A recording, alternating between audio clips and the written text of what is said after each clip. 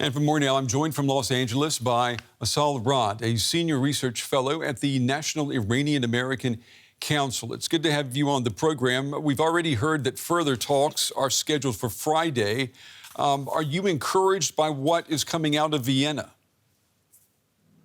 Absolutely. I think, there was an initial slow pace of the Biden administration to take certain steps. And this was a key promise of foreign policy that Biden supporters expected. And now we're actually seeing those steps be taken.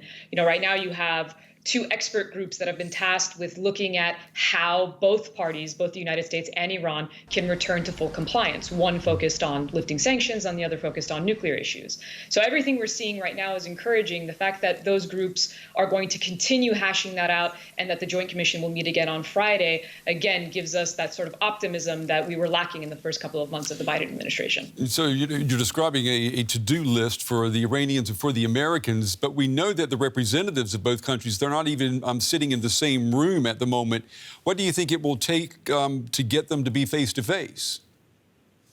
Well, something to keep in mind is that the United States, as of right now, is still not actually a party to the deal. When former President Trump, withdrew from the deal in May of 2018, to this day, the United States has not returned to it. Iran and all the other parties are still party to the deal, and those are the ones that are having direct discussions.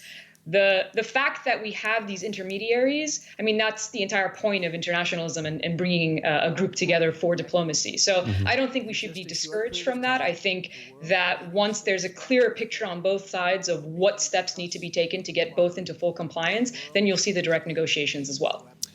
President Biden ran on a ticket of returning the U.S. to the nuclear deal. Does this foreign policy, does it have support across the U.S. political spectrum?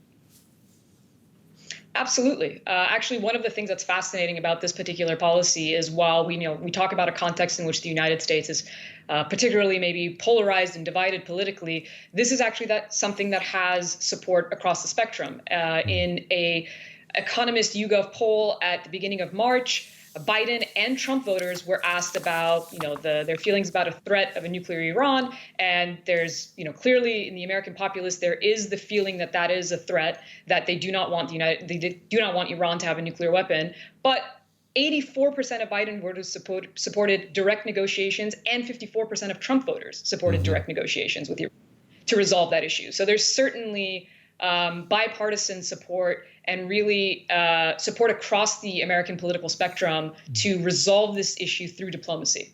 Okay. Assal Rad with the National Iranian American Council. Ms. Rad, it's good to have you on the program. We appreciate your time and your insights tonight. Thank you.